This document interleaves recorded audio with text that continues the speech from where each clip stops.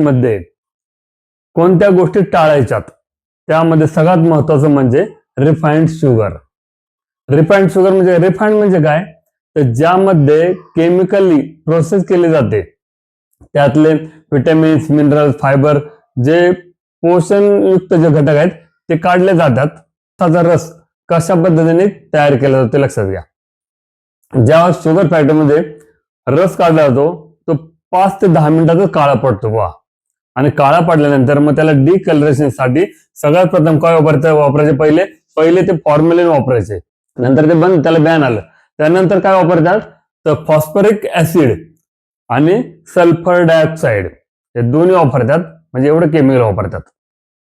Phosphoric acid हे असं आहे की जे पूर्वी PTO5 पासून तयार केलेले. PTO5 म्हणजे काय, फॉस्फरस पेंटॉक्साइड, जे अमेरिकेने महायुद्धात वापरलं होतं व्हिएतनामवरती, जेणेकरून श्वसनाचे विकार व्हावा. त्याचबरोबर त्यामध्ये अजून काही केमिकल वापरतात, ते म्हणजे कॅल्शियम हायड्रॉक्साईड वापरतात.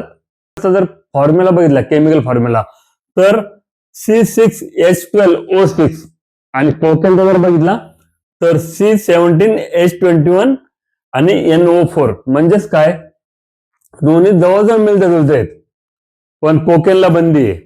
का, तर कोकेन हे ड्रग आहे. कोकेन सारखं ड्रग टाईप काम करतं, क्रेविंग तयार करतं, लालसा तयार करतं, ऍडिक्शन होतं व्यक्ती. पण ते जर पोटात गेलं शुगर तर ऍसिड तयार करतं. आणि त्यामुळे ऍसिड हे अतिशय घातक असतं, कारण सगळे बॅक्टेरियल इन्फेक्शन ऍसिडिक एन्व्हायरमेंट मध्ये.